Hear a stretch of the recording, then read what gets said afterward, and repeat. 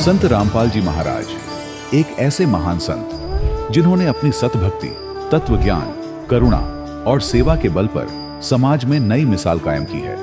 संत रामपाल जी महाराज की अगुवाई में उनके सभी सतलोक आश्रमों से समाज कल्याण के अद्भुत कार्यों ने समाज को सुनहरे भविष्य की एक नई उम्मीद दिखाई है। संत रामपाल जी महाराज से नाम दीक्षा लेने के बाद लाखों लोगों की लाइलाज बीमारियां जैसे कैंसर, एड्स आदि ठीक हुई। संत जी के ज्ञान से प्रेरित होकर उनके अनुयायियों ने लाखों यूनिट रक्तदान किया। संत जी ने लाखों बहन बेटियों का दहेज मुक्त विवाह करवाया।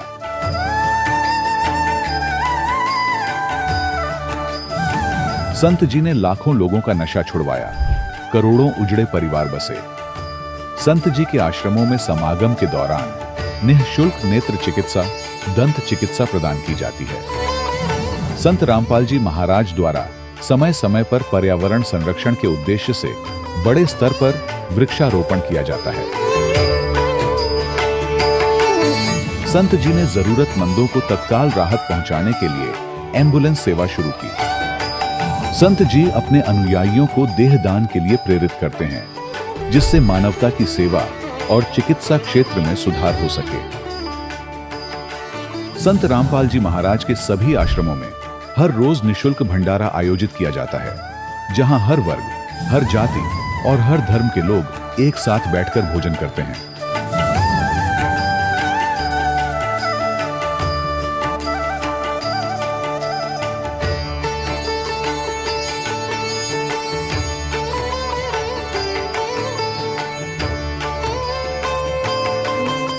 संत रामपाल जी महाराज की अन्नपूर्णा मुहिम ने गरीब और बेसहारा लोगों के जीवन में एक नई ऊर्जा और उम्मीद को जन्म दिया है।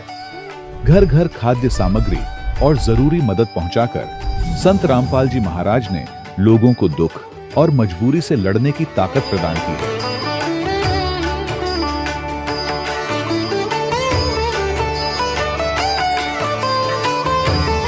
संत रामपाल जी महाराज द्वारा गरीब लोगों के लिए घर बनवाने का अद्भुत कार्य एक ऐसी मिसाल कायम कर रहा है जो सदियों सदियों संत जी की उदारता और दया भावना के तौर पर जाना जाएगा।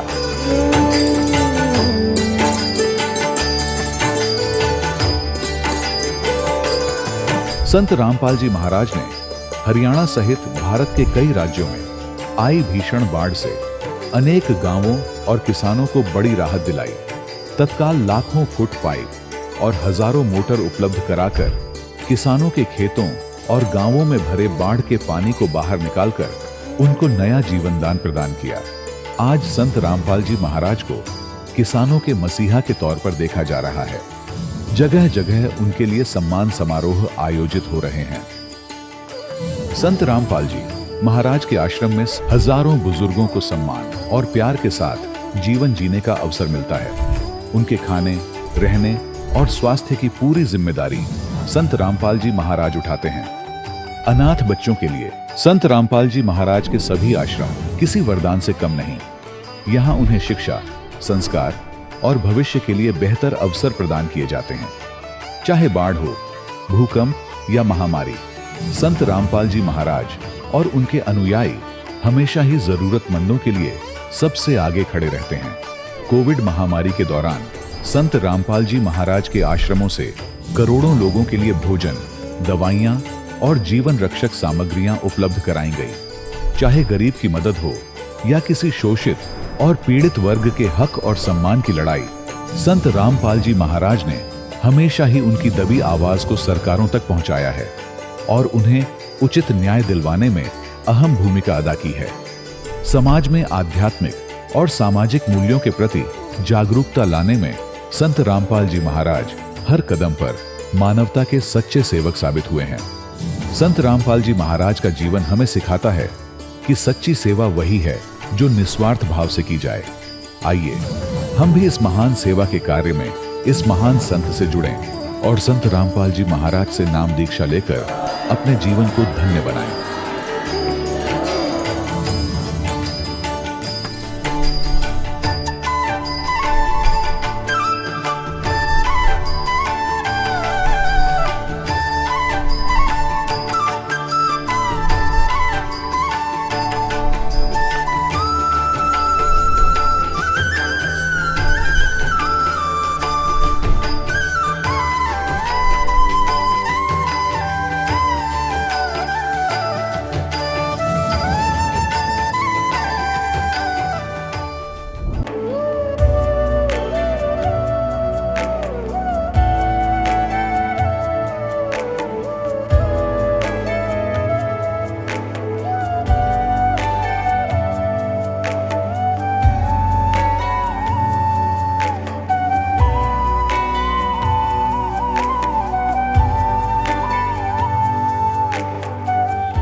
पवित्र श्रीमद् भागवत गीता, पवित्र चारों वेद, पवित्र कुरान शरीफ, पवित्र बाइबल, पवित्र गुरु ग्रंथ साहिब, पवित्र कबीर साहिब की वाणी में छुपे हुए गूढ़ रहस्य अर्थात तत्व को जानने के लिए कृपया अवश्य सुनिए जगत गुरु तत्वदर्शी संत रामपाल जी महाराज के मंगल प्रवचन।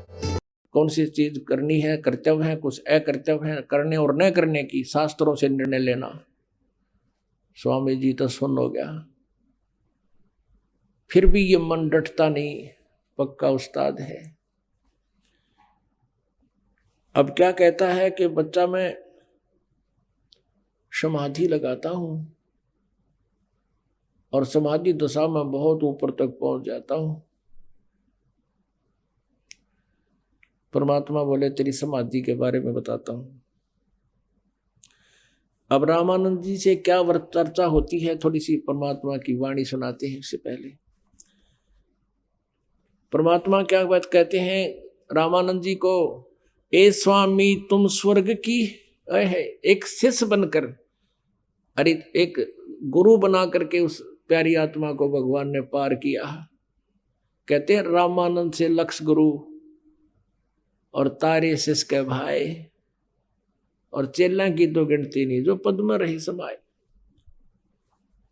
रामानंद जी जैसे लक्ष्य गुरु, यानी उसने टारगेट बना रखा था विष्णु तो ऊपर किसी ने नहीं माना था, विष्णु जी से रीत, और उसके भी लक्ष्य को परिवर्तन किया परमात्मा ने।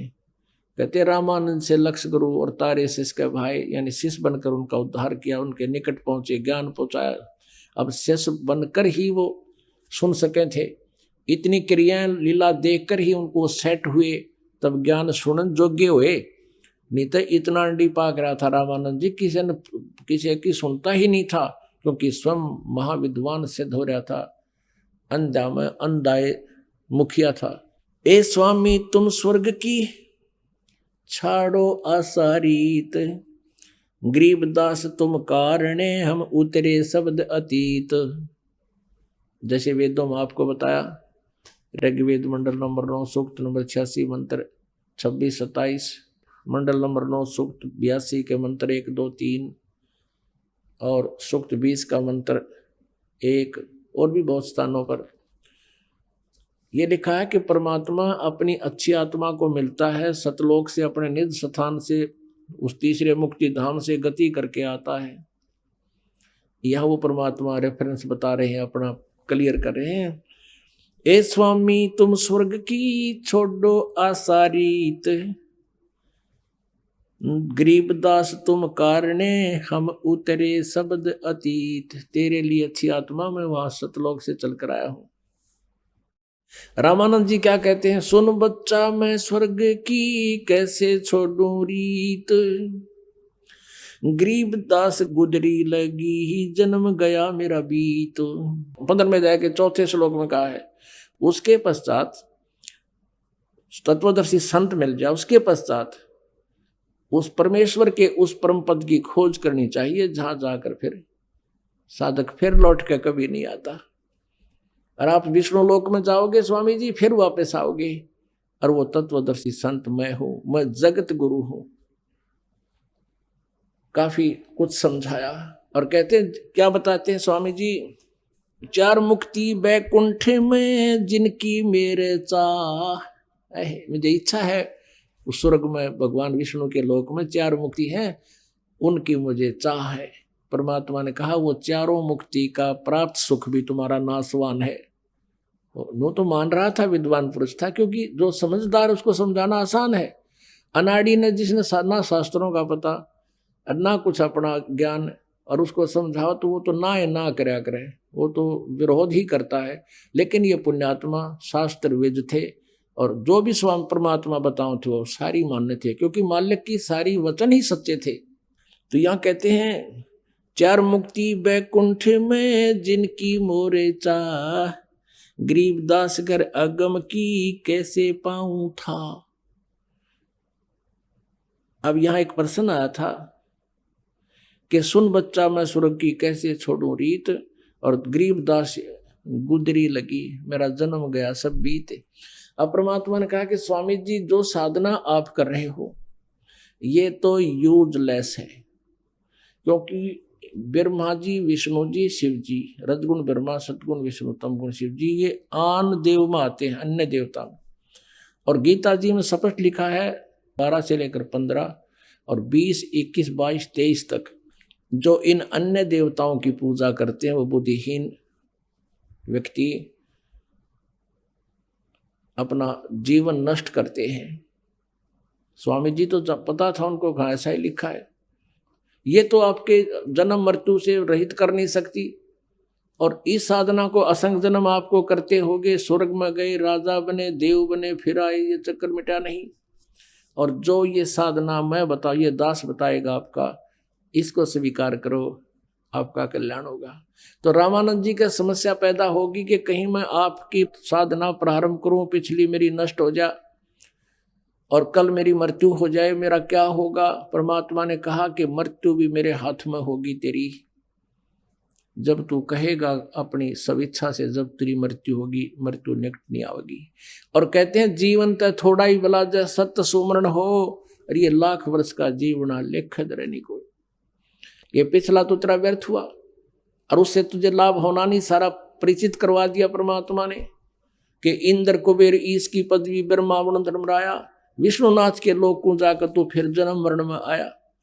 तो व्हाट इज यूज, वो समझ गया, कहा कोई लाभ नहीं इसका। अब समस्या रही कि तेरी मृत्यु की, मृत्यु नहीं होगी जब तक मैं नहीं कहूंगा। 150 वर्ष तक जीवे थे रामानंद जी। फिर मालिक की कृपा से आगे उसको आगे सुनाते हैं। 4 मुक्ति बैकुंठ में जिनकी मेरे चा, गरीबदास घर अगम की मैं कैसे पाऊं था। हेम रूप जहां धरती है, रतन जड़े बहु शोभे, कह रामानंद बैकुंठ को तन मन मेरा लोभे। अपनी जो पहली सोच थी, टारगेट था, उद्देश्य था, वहां किस लिए जा रहा हूं कि वहां स्वर्ग में ठाठ से रहूंगा, वहां विष्णु जी के लोक की सफेद धरती है और वहां बड़े बैकुंठ सुंदर है, पंख चक्र गदा पद्म है, ये मोहन मदन मुरार, गरीब दास मुरली बाजे उस स्वर्ग लोक दरबार। रामानंद जी उपमा बता रहे हैं, महिमा बता रहे हैं स्वर्ग की, कि वहाँ भगवान विष्णु के दर्शन करया करूंगा, शंख चक्र गदा पद्म उनके हाथ में है और वहाँ मुरली बज रही है अखंड। परमात्मा बोले जब तेरे ये शंख चक्र पद्म वाला ही मरेगा, फिर किसने देखोगे। यहाँ लगते फिर वो स्विच ऑफ हो जा। रामानंद जी ने कर दिया, बात तो ठीक है तेरी। तो उस अविनाशी को देखो जहां जिसको सदा आप देख सको, और उस अविनाशी का मार्ग लेकर ये दास आया है। वो स्वयं परमात्मा थे लेकिन यहाँ डबल रोल कर रहे थे, क्योंकि 5 वर्ष के बालक में, अरे भगवान गणे दिन हमारा दौरा रह जा, पास रह जाओ ना, हम उसमें भी रिजेक्ट करने लग जा, हमारी सी कंडेम बुद्धि है। इसलिए परमात्मा ने कुछ छुपा कर कभी साची साची बता के और इस काल के जाल को समझाया। रामानंद जी उपमा बता रहे हैं, स्वर्ग में दूधों की नदियां बहें, वह श्वेत वृक्ष शोभाने, गरीब दास मंदल मुक्ति ही स्वर्गापुरी स्थान, रत्न जड़ाऊ मनुष्य हैं, गण गंधर्व सब देवे, गरीब दास उस धाम की मैं कैसे छोड़ूं सेवे। अब बता की बात कहता है, रामानंद जी के दूधों की नदी बहे और वह सफेद सफेद वृक्ष हैं, सुंदर सुंदर सुखदाई, और उस स्वर्गपुर के स्थान को मैं कैसे छोड़ दूं, वहां पर बहुत बढ़िया और रत्न जड़ाऊ वहां मंदिर मनुष्य हैं। जैसे यहाँ कई बच्चों के तिल हो जाते हैं और ज्यादा अच्छे से लगते हैं, स्वर्ग के अंदर देवताओं के शरीरों में रत्न ऑटोमेटिकली रत्न होते हैं उनके शरीर में, जो उनकी शोभा को 4 चांद लगाते हैं। रामानंद जी ने कहा वहाँ ऐसा देवता के ऐसा शरीर मिलेगा, सुंदर शरीर मिलेगा, रत्न जड़े होंगे मेरे शरीर को, न बहुत सुंदर लगूंगा। परमात्मा बोले उस सुंदर शरीर में कितने दिन रहोगे स्वामी जी। कहा बच्चा रहूं तो थोड़े, जितना समय होगा फिर के फूकोगे उस रतन जड़ाऊ ने। जब रहना ही नहीं आपका, ऐसा ही और ऐसा है वो, उसमें क्या फर्क हो गया। आपकी अपनी पूंजी नाश करके फिर यहाँ पशु बनोगे आकर के। कहा ऐसा तो है ही। अब परमात्मा निर्णायक ज्ञान भी दे रहे हैं, लेकिन ये पुराना रंग ओल्ड पेंट वो नकली उतरता को ना, तो उसके लिए संघर्ष ज्यादा हो रहा है। इस दास को भी रेग मारना पड़ा है, ये सारी कथा सुनानी पड़े, सब प्रमाण देने पड़ते हैं, तब ये ओरिजिनल पेंट आपके ऊपर ऐसा हो जाएगा, फिर दूसरा नहीं चढ़ेगा इस पे। अब क्या बताते हैं, रग यजुश्याम अथर्वण ये गाँव चारों वेद, गरीबदास घर अगम की कैसे जानो भेद, चार मुक्ति चितवन लगी कैसे बच्चों ताहे, गरीबदास गुप्तार गति हमको जो समझाए, स्वर्ग लोक बैकुंठे है या से परे ना ओरे, गरीबदास सठ शास्त्र और चार वेद की दौड़े। आह, क्या बताते हैं कि स्वर्ग लोक है, उसको बैकुंठ भी कहते हैं, जिसको महास्वर्ग बोलते हैं, इससे ऊपर और कोई लोक नहीं है। हमने चारों वेदों और 6 शास्त्रों में जो भी वर्णन है, उन वेदों में इससे आगे जानकारी नहीं है। परमात्मा ने कहा कि तुमने वेदों के ये मंत्र भी नहीं पढ़े। वेद कहते हैं उस परमात्मा की वास्तविक स्थिति को तत्वदर्शी संत बताते हैं। गीता जी अध्याय नंबर 4 के श्लोक नंबर 34 में, क्या ये भी आपने नहीं पढ़ा स्वामी जी, कि उसमें बताया कि उस परमात्मा की स्थिति को तत्वदर्शी संत बताएगा। तो इससे सिद्ध है कि जिन वेदों को तुमने पढ़ा उनको समझा ठीक नहीं, और ठीक ना समझने से उसका निष्कर्ष गलत निकाला हुआ है। आप जी वेदों को घोट रखा आपने वेदों को समझा नहीं।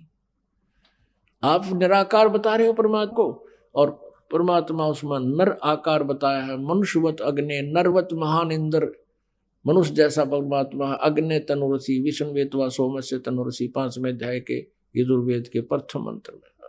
अब वो तो घोट रखी थी उसने सारी, संस्कृत तो याद थी, अर्थ मालिक ने बता दिए।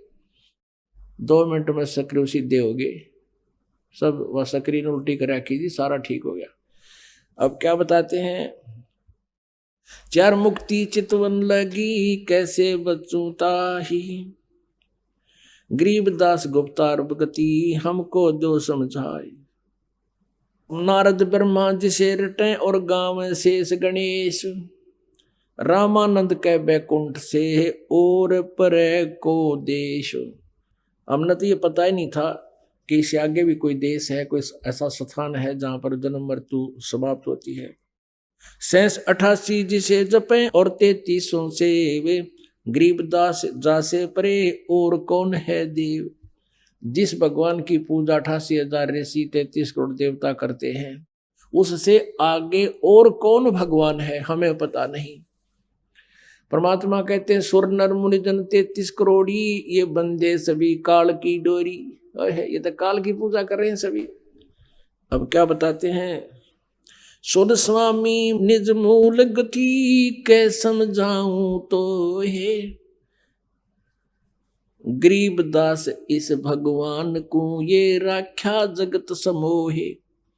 इस काल भगवान ने सबको सम्मोहित कर रखा तुम्हारे को, ये झूठे लालच दे के ये तेरा बेटा, ये तेरी बेटी, ये तेरी कार, ये तेरी कोठी, और कल मृत्यु कर देता है। कहता चल आगे, यहाँ तेरा कुछ नहीं, सब मेरा ही है। तेरे को मूर्ख बनाने के लिए इस काल ने ऐसा कर रखा है, तुम्हारे को सम्मोहित कर रखा है। 3 लोक के जीव सब विषय वासना भरमाए। कबीर जी कह रहे हैं, गरीबदास हमको जपे तिसको धाम दिखाए। परमात्मा कहते हैं 3 लोक के जीव सब विषय वासनाओं भरमा रखे हो। तेरे अंदर वासना है, तेरी इच्छा है कि मैं स्वर्ग में जाऊंगा, देवता बनूंगा, ठाठ करूंगा, और फिर मृत्यु होगी, वह याद कोई ना, फिर गधा बनेगा। और कहते हैं उस लोक को, उस स्थान को, उस भगवान को मैं दिखा सकता हूं जो हमारा जाप करें।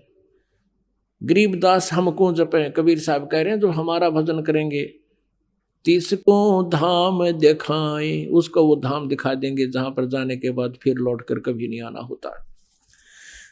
जो देखेगा धाम को सो जानत है मुझे, जो मेरे को वहां देख लेगा सतलोक में, वो मुझे मान लेगा, I am God, Kabir is God. Garibdas तो से कहूं सुन गायत्री गुज, कि ये एक सार बता देता हूँ स्वामी जी, मैं कितनी बात बता दूं तेरे ताई, और आपका कति यकीन नहीं हो कि मैं भगवान हूँ। आप मुझे मेरे उस धाम ने देख लोगे, सतलोक ने, तब मुझे मान जाओगे आई एम गॉड। क्योंकि आपने भगवान की डेफिनेशन ही उलट समझ रखी है, इस काल ने आपको विपरीत परिभाषा बता रखी। फिर क्या बताते हैं, कृष्ण विष्णु भगवान को ये जड़ाए हैं जीवे, गरीबदास त्रिलोक में ये काल कर्म शिरसी। तेरे इस कृष्ण विष्णु भगवान ने ये सब जीवों को यहाँ सतिथि बना रखी है। सतिथि क्या कहें, एक दूसरे मोह ममता पैदा करके यहाँ फंसा रहे हैं आपको। गीता जी अध्याय नंबर 14 के श्लोक नंबर 1 से लेकर 5 में यह स्पष्ट किया है काल ने। 3 से लेकर 5 में कहा कि प्रकृति मेरी पत्नी है दुर्गा, और मैं इसके पेट में बीज स्थापित करता हूँ, इससे सब जीवों की उत्पत्ति होती है। और ये तीनों गुण, रजगुण ब्रह्मा, सदगुण विष्णु, तमगुण शिव जी, इन सभी जीव आत्माओं को कर्म आधार पर यहाँ शरीर में फंसा कर रखते हैं। अब कबीर जी बता रहे हैं, गरीबदास चित्रण कर रहे हैं कि कृष्ण विष्णु भगवान को ये जड़ाए हैं जीवे, गरीबदास त्रिलोक में ये काल कर्म और सीवे। पौमी धरणी आकाश थंब ये चलसी चंद्र सूरे, चंद्रमा और सूरज भी नाश होगा। गरीबदास रजबीरज की फिर कहाँ रहेगी धूरे, तारायण त्रिलोक सब ये चलसी इंद्र कुबेरे। गरीबदास सब जात हैं तेरे स्वर्ग पताल सुमेर, सुमेरु जिस पे देवताओं की नगरी है, कहते वो विनाश होगा। चार मुक्ति बैकुंठ बटे फना हुई कई बारे, फना माने नाश हुई। ये तुम्हारे बैकुंठ चार मुक्ति था शंकर कितनी बार नष्ट हो दी। गरीबदास सतलोक को ना जाने संसारे, वो सतलोक को ये संसार नहीं जानता। कहो स्वामी की तरह होगे जब 14 भवन बिहंड, इन 14 भवन का नाश होगा जब कहाँ रहोगे। गरीबदास बीजक कहा ये चले प्राण और पिंड, सुन स्वामी एक शक्ति है अर्धंगी ओंकारे। गरीबदास बीजक कहा ये अंतलोक श्रृंगार, जैसे का तैसा रहे वो परलोफना प्राणे। गरीबदास उस शक्ति को हूँ बार बार कुर्बान। अब कहते हैं वो स्थान जहाँ कभी नाश नहीं होता, जो का त्यों रहता है, उसको प्रणाम कर, उसको स्वीकार कर। अब ये काफी लंबा चित्रण है, विवरण है, अब शॉर्ट में करते हैं, समय हो गया है। रामानंद जी सुन भी रहे हैं, फिर भी अपनी टांग कहीं ना कहीं अड़ा ही रहे हैं। क्या कहते हैं, बच्चा मैं ध्यान लगाता हूँ और बहुत दूर तक मेरी समाधि पहुंच जाती है। परमात्मा बोले स्वामी जी एक बार आप ध्यान लगाइए और पहुंचिए। कहाँ तक जाते हो, मैं देखता हूँ आपका कहाँ तक पहुंच है। अब अभ्यास था, समाधिस्थ हो गए। और कहते हैं योग युक्त प्राणायाम कर जीत्या सकल शरीर। रामानंद जी ने त्रिवेणी के घाट में ये अटक रहे बलबीर।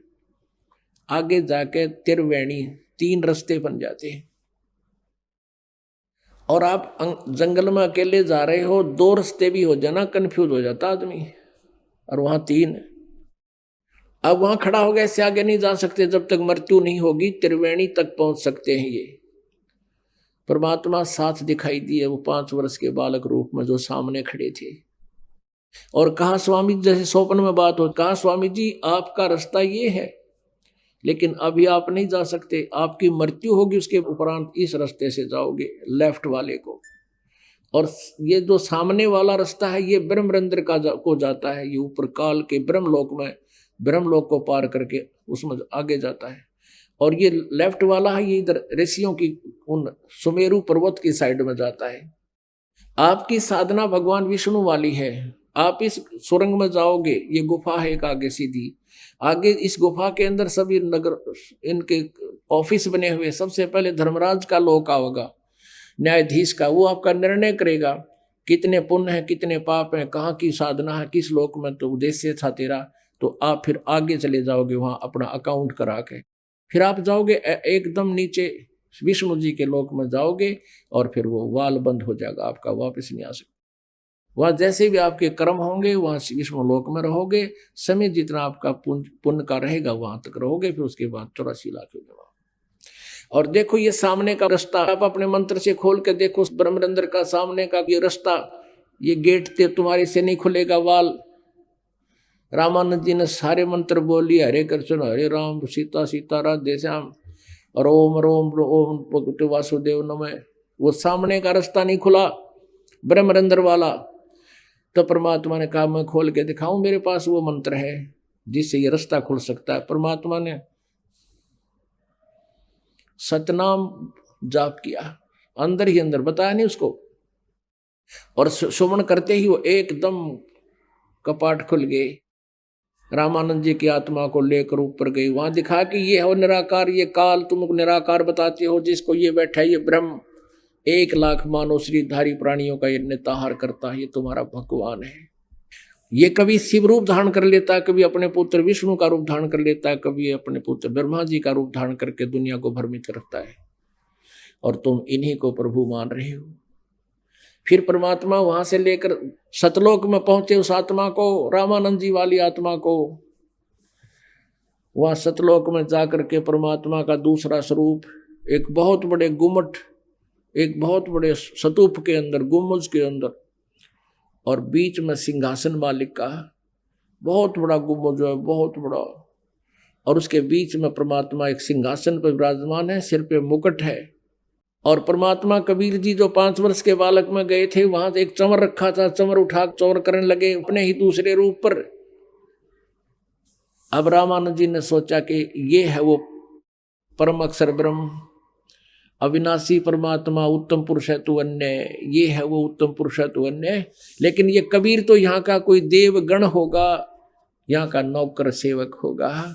ये सोच ही रहे थे स्वामी जी, इतने में वो तेजो में शरीर खड़ा हुआ, और कबीर परमेश्वर 5 वर्ष के बालक वो सिंहासन पर विराजमान हो गए।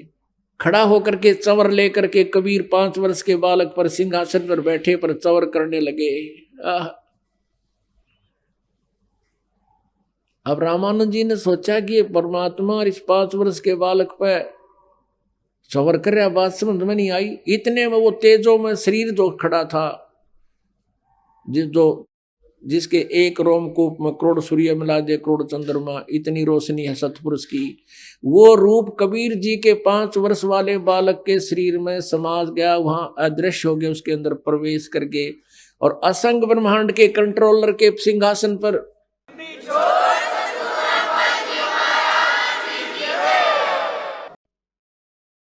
वो परमात्मा कबीर जी विराजमान है 5 वर्ष के बालक के। ओहो, अब रामानंद जी ने सारी बात समझ में आ गई कि यो तो परमात्मा पूर्ण ब्रह्म है, परम अक्षर ब्रह्म स्वयं है, ये दानक रूप में, कबीर दुल्हा रूप में। ओए होए, देख मेरे किसे भाग फूट गए, मैं भगवान से विवाद करता रहा। अब परमात्मा ने कहा कि स्वामी जी जाओ नीचे, अब नीचे जाओ। अब वहां देखा सारे ठाठ बाट। रामानंद जी ने अर्ज करी, परमात्मा वो तो गंदा लोक है, वहां मुझे मत भेजो। प्रभु ने कहा कि स्वामी जी आप भक्तिहीन हो चुके हो, वहां चलो, आपको नाम दूंगा, आप सतनाम की भक्ति करना, और इस सतनाम के एक श्वास की जो विधि मैं बताऊंगा, मेरे आदेश से, मेरे वचन से तू सिमरण करेगा, मर्यादा में रहेगा, और इतनी कीमत है।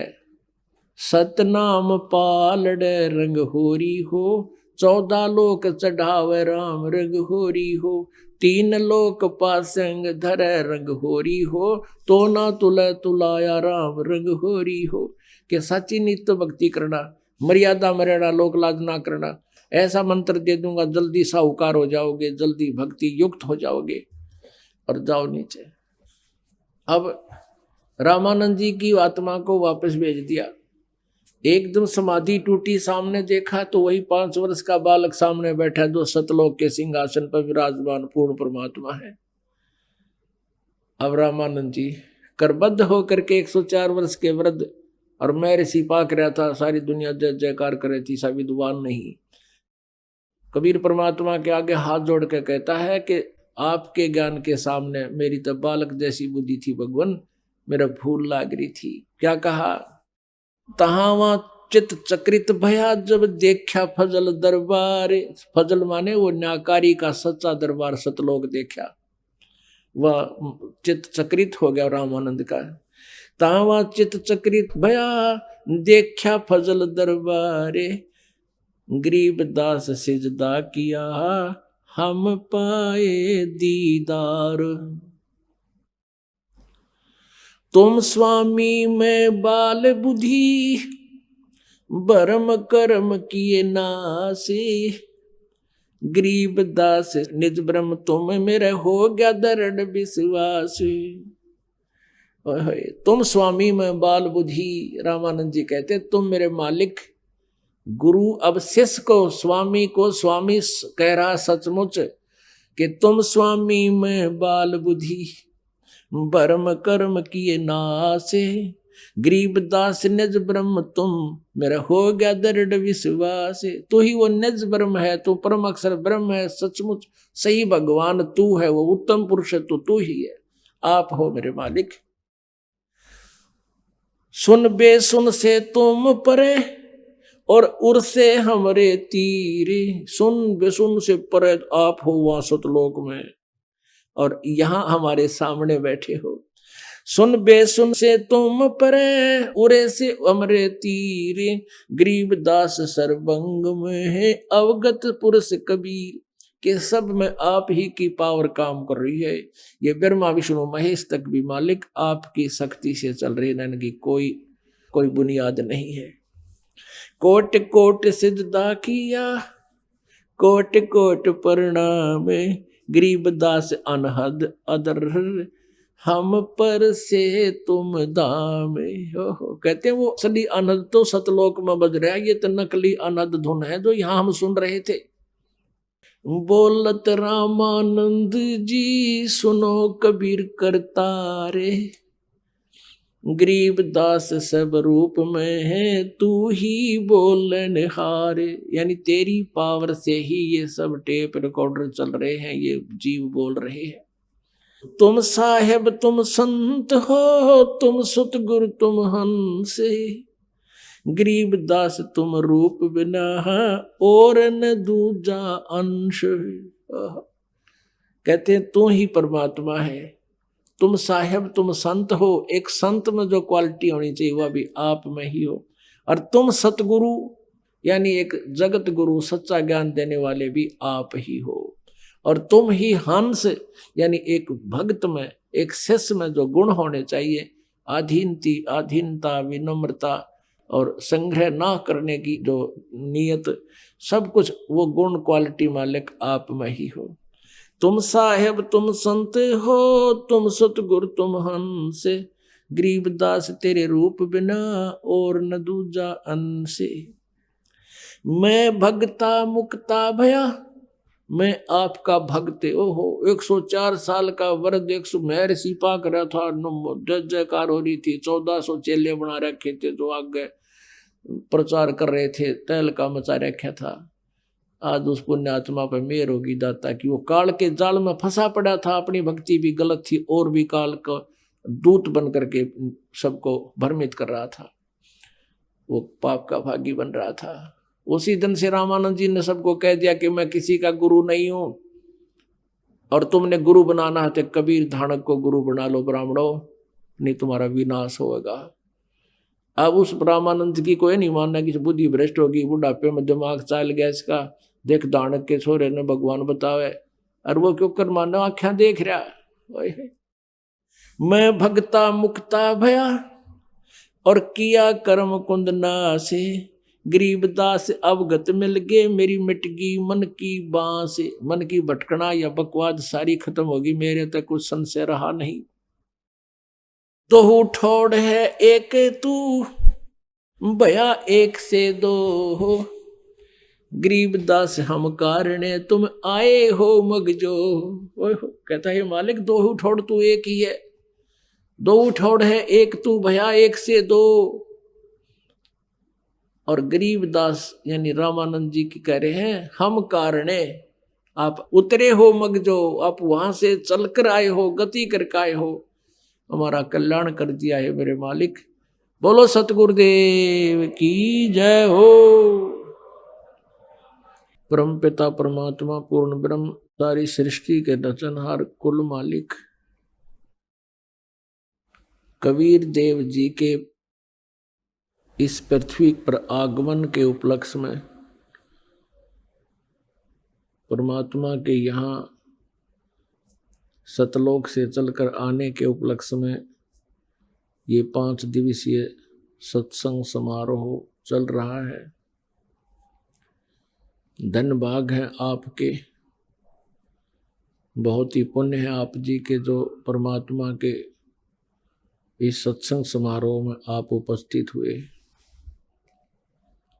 आप जी को सत्यनारायण कथा सुनने को मिलेगी।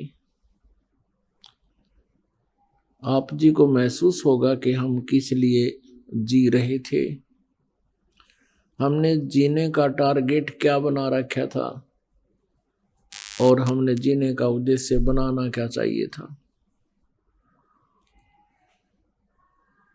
सत्संग में आने से जीव को ज्ञान होता है। सत्संग के अभाव से ये प्राणी अपना अनमोल मनुष्य जीवन नष्ट कर जाता है। स्वयं परमेश्वर कबीर देव जी ने, उस पूर्ण ब्रह्म ने, परम अक्षर ब्रह्म ने आकर के अपने द्वारा रची हुई सृष्टि का यथार्थ ज्ञान दिया। उसी परमेश्वर के इस तत्व ज्ञान से हमें पता चला कि हम काल के जाल में फंसे हुए हैं। हमारे मारने और यहाँ जन्म देने के पीछे किसका हाथ है,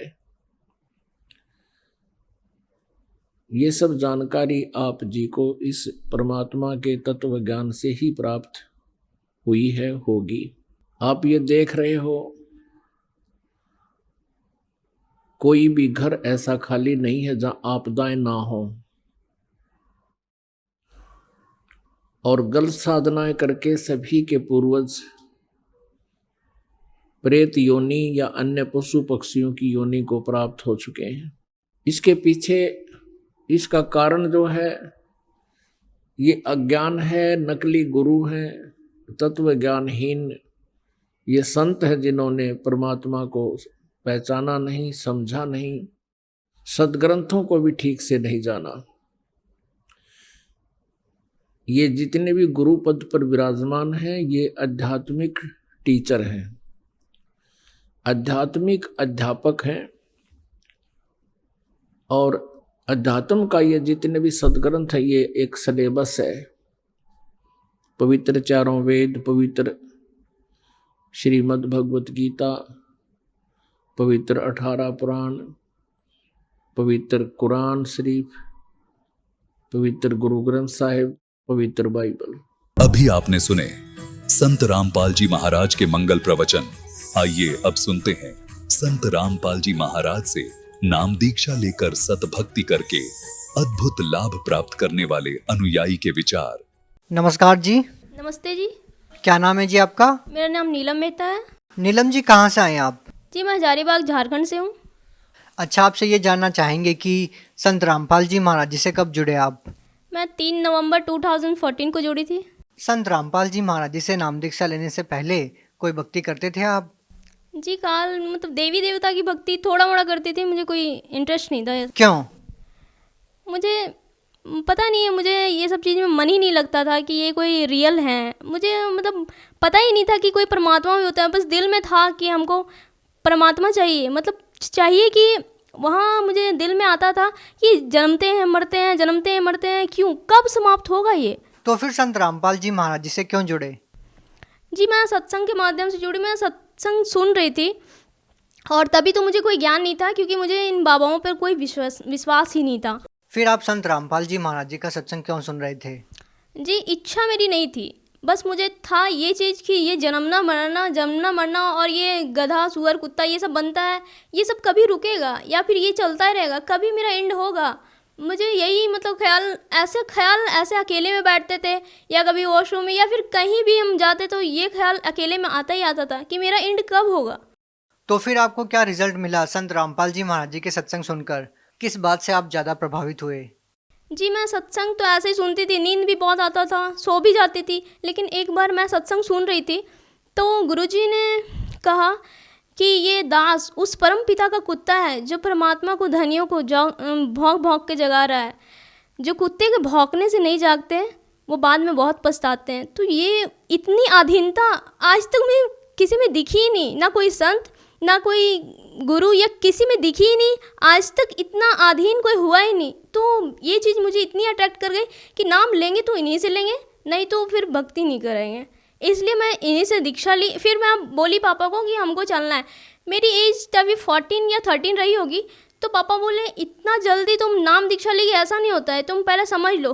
क्योंकि शायद उनको लगा होगा कि बहुत बच्ची है, मेरी मदर की डेथ हो चुकी थी, तो उनको लगा कि ये हड़बड़ा गई है, ऐसे ही ये मतलब देख के और लेना चाह रही है। लेकिन नहीं, हम बहुत रोते थे कि ऐसा भी कोई है जो इतना अधीन से कोई बोल रहा है कि उस परम पिता का कुत्ता है, बोल रहे हैं कि हम लोग धनी हैं और वो अपने आप को कुत्ता बता रहे हैं। तो ये चीज़ मुझे बहुत अट्रैक्ट की। अच्छा, आप ये बताइए कि जो भक्ति साधना चलती आ रही है समाज में और जो संत रामपाल जी महाराज जी भक्ति साधना बता रहे हैं वो किस तरह से अलग है? जी, जो भक्ति साधना समाज में चल रही है उसका कोई आधार ही नहीं है। बस जो पूर्वज से चलता आ रहा है वो चलता आ रहा है। आज हम किन्हीं से पूछते हैं कि ये पूजा कहाँ से स्टार्ट हुआ, इसका क्या निष्कर्ष है, ये क्यों करते हैं, उसके पास कोई आधार नहीं। एक ऐसे ब्राह्मण चलता फिरता जैसे कोई मांगने वाला था, वो जोगी धर के ऐसे कपड़ा, तो उन लोग आए थे। तो जब हम लोग बताएं कि आप लोग क्यों ऐसे मांगते हो, जब आप लोग के पास कोई प्रमाण नहीं, आप संत रामपाल जी महाराज को जानते हो, फिर उन्होंने कहा कि क्यों मेरे पेट पे लात मार रहे हो। तो ये बात बिल्कुल समझ में आ जाता है कि उन लोग का काम है मांगना और खाना। उन लोगों के पास कोई ज्ञान नहीं है, ना कोई शास्त्र का ज्ञान, ना कोई आध्यात्मिक ज्ञान। नहीं, आप ये बताइए ना, इतने सालों से कोई भक्ति साधना चली आ रही है और अब संत रामपाल जी महाराज जी कह रहे हैं कि जो भक्ति साधना आप कर रहे हैं वो शास्त्रों के विरुद्ध है और जो हम भक्ति बता रहे हैं वो शास्त्रों के अनुसार है। जी, पहले मानव अशिक्षित थे, शिक्षा अब मिली है। पहले अशिक्षित थे और जो गुरु हैं वो जो धर्म गुरु थे पहले, जो भी ब्राह्मण थे, उनके पास जो ज्ञान था वो शास्त्रों के अनुसार नहीं था। भले वो शास्त्र पढ़ते थे लेकिन बोलते हैं ना गुरु बिन ज्ञान नहीं होता, तो वैसे ही उनके पास वो यथार्थ ज्ञान नहीं था। वो ज्ञान नहीं था जिससे मोक्ष प्राप्ति हो सके। ज्ञान था लेकिन उसका कोई मतलब निष्कर्ष नहीं था। ऐसे हम शिव की भी कर रहे हैं, ऐसे हम ब्रह्मा की, विष्णु की और ऐसे दुर्गा की भी कर रहे हैं, लेकिन मोक्ष नाम की कोई चीज़ थी ऐसा हमको पता ही नहीं था। समझ में आता था ना कि मोक्ष बहुत कठिन है, जो हमें जंगल में जाकर मिलेगा, जंगल में जाकर तपस्या करना, इतना कौन हार्ड काम करेगा। आज हमें पढ़ना है, खाना है, इतना सारा काम है, कोई जंगल में जाकर करेगा, ये बहुत कठिन काम था। ये मतलब दिमाग से निकाल दिया था कि ये सब भी कोई चीज़ होती है। तो फिर जब हम ज्ञान सुने अपने गुरुजी का, संत रामपाल जी महाराज का, तब पता चला कि ज्ञान होता वास्तव में क्या है। फिर भी जैसे कोई श्रद्धालु होता है, वो किसी संत से जुड़ता है तो वो चाहता है कि वो जो भक्ति कर रहा है उससे उसको लाभ मिले। तो हम आपसे ये जानना चाहेंगे कि संत रामपाल जी महाराज जी से नाम दीक्षा लेने के बाद, उनके द्वारा दी गई भक्ति को करने के बाद क्या आपको कोई लाभ मिला जिससे आप ये कह सकें कि वास्तव में इस भक्ति से आपके जीवन में कोई सुधार आया है? जी, लाभ मुझे ये मिला कि मुझे बचपन से ही एक प्रॉब्लम बचपन से ही थी। वो प्रॉब्लम थी साइनस की।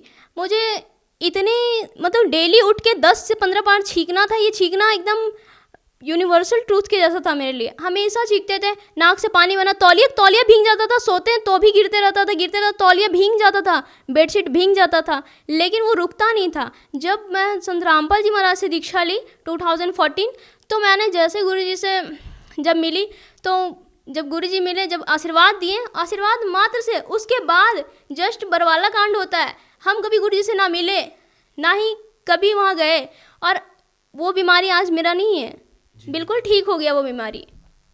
जी, एक बार अभी मैं पढ़ाई करती हूँ तो घर से बाहर रहती हूँ, तो वहाँ से मुझे आना था। ऐसी छुट्टियाँ हो जाती है तो सभी निकल जाते हैं बच्चे, तो मुझे लगा कि मैं कल जाऊँगी। फिर पापा बोले कि नहीं, आ जाओ आज ही।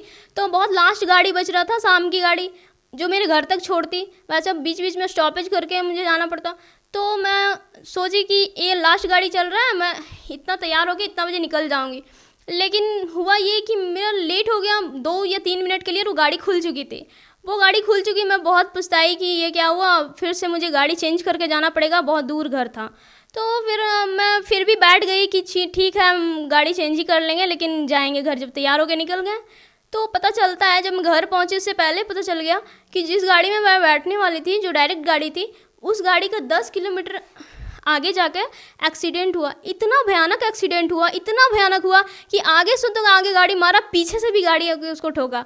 और इतना भयानक एक्सीडेंट कि क्या हाल हुआ होगा, जो आगे से भी गाड़ी मारे, पीछे से भी गाड़ी मारे, वहाँ के जो बैठे होंगे जो यात्री, उन लोगों को क्या हाल हुआ होगा, ये मैं सोच के मेरा मतलब कलेजा काँप गया। और फिर मैं घर पहुँची, परमात्मा के धन्यवाद की कि आज मृत्यु से बचा लिया परमात्मा। आजकल एक ट्रेंड चला हुआ है, संत रामपाल जी महाराज जी के जो अनुयायी है वो जो शादियाँ करते हैं वो बिल्कुल दहेज रहित करते हैं। मात्र 16 मिनट में उनकी शादी संपन्न हो जाती है। इसके बारे में आप कुछ बताइए। जी, ये परमात्मा हम लोग के पर उपकार किए हैं, और हमारे मतलब जो फैमिली है उन लोग के ऊपर भी, क्योंकि ये जो लड़कियों को अभिशाप मान लेते हैं कि उनको दहेज के कारण, उनकी तिलक के कारण ही उनको मतलब मारा जाता है, गर्भ में ही मार दिया जाता है उनके पहले ही, क्योंकि समाज में ये कुरीति फैल चुकी है। और इस कुरीति को गुरुजी मिटा रहे हैं। हमारे दहेज रहित शादियाँ मतलब अनेकों हो रहे हैं, हजारों हजार लाखों लाख शादियाँ दहेज रहित करवाकर परमात्मा हम लोग पे तो उपकार किए ही किए, मतलब संत रामपाल जी महाराज हम लोग पे उपकार किए किए हैं। फैमिली जो पिता को जिसकी 4 संतानें हो जाती है, उसको मतलब कि उसको लिए मरण हो जाता है वो चीज़ कि कैसे दहेज इकट्ठा करे और कैसे मतलब तिलक दे और बेटी विदा करे, उसके बाद भी खुशी नहीं। आज लाखों ऐसे प्रमाण हैं, आज पेपर में यहाँ छप जाते हैं, वहाँ न्यूज़ पे आते हैं कि बेटियाँ यहाँ मर गई, वहाँ जल गई, कहीं सुरक्षित नहीं है, इतना दहेज देने के बाद भी नहीं। संत रामपाल जी महाराज के वचन से यहाँ शादियाँ हो रही है दहेज रहित। जो आज जो अभी समाज हमारा देख रहा है, उनमें एक अच्छा मतलब लेसन मिल रहा है एक, कि क्या मतलब जो ये हवा फैल चुका है ना कि हमें दहेज लेना ही है, मेरा बेटा ये बन गया, हमको इतना लेना है, इतना देना है, ये चीज़ मिट गया है लगभग। और क्या संदेश देना चाहेंगे आप संत रामपाल जी महाराज के बारे में?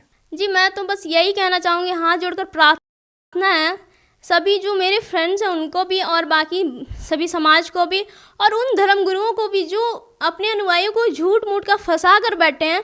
कभी उनको भी पता है कि क्या सच्चाई है, लेकिन अहंकारवश, अभिमानवश नहीं आना चाहते हैं। लेकिन कब तक, जब समाज शिक्षित, आप कब तक छुपा के बैठोगे? आप कब तक उन लोगों को गुमराह करते रहोगे? एक दिन तो आना पड़ेगा। जब वहाँ से लाभ नहीं होगा, इंसान वहाँ से तो दौड़ेगा कहीं, वो तो कहीं और भी जाएगा।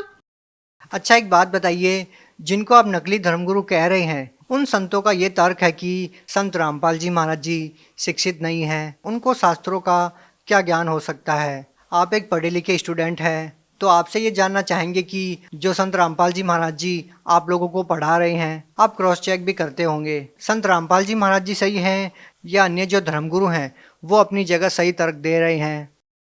सही और गलत का तो यही मतलब हम कह सकते हैं, निष्कर्ष तो यहीं से निकलता है कि जो ग्रंथों के और मतलब जो ग्रंथ से खोल खोल कर बताए, जो उससे निष्कर्ष निकाले, और जो अपना लौकिक ज्ञान जो लोक वेद है उससे देकर ये सोचते हैं कि हम ज्ञानी हैं। कोई डिग्री प्राप्त करने से ज्ञान नहीं होता, नॉलेज होना चाहिए। फिर आप सोच रहे हो हम गुरु पद लेते आ रहे हैं, ठीक है, आप उत्तराधिकारी बनते आ रहे हो, लेकिन ज्ञान रहे तब तो। आप सदग्रंथों से ज्ञान देते नहीं, और कोई बोलता है कि ये ग्रंथ में लिखा नहीं, आप ये मंत्र कहाँ से लाएं, ये पूजा कहाँ से लाएं, कोई जवाब नहीं, बोले चलता आ रहा है। ये कोई निष्कर्ष निकले, ये सॉल्यूशन नहीं है। आप ग्रंथों से बताइए, ग्रंथ में कहाँ लिखा है ये मंत्र, कहाँ लिखी है ये विधि, कहाँ लिखा है पूजा। आप जिसको भगवान मान रहे हो, कहाँ लिखा है ये भगवान? है ही नहीं, वेद बताता ही नहीं है, फिर आप कहाँ से ले आए? तो संत रामपाल जी महाराज जी सही हैं? जी बिल्कुल सही है, वो ग्रंथों के अनुसार भक्ति दे रहे हैं। ऐसा नहीं है कि सिर्फ वो बता दिए और हम मान लिए कि ग्रंथों के अनुसार ही भक्ति है। जैसे मैथ्स में प्रूव होता है, लेट्स करके कंसीडर करते हैं और LHS RHS प्रूव कर देते हैं, ठीक यहाँ भी है। ऐसा नहीं कि गुरुजी बता दिए, जब वो LHS बता रहे हैं तो हम भी प्रूफ कर रहे हैं कि ये RHS ये निकल रहा है, तभी तो जाकर प्रूफ हो गया कि जो गुरुजी बता रहे हैं वो सही है। जब LHS RHS इक्वल हो रहा है तो सही है। जी बहुत बहुत धन्यवाद। जी धन्यवाद।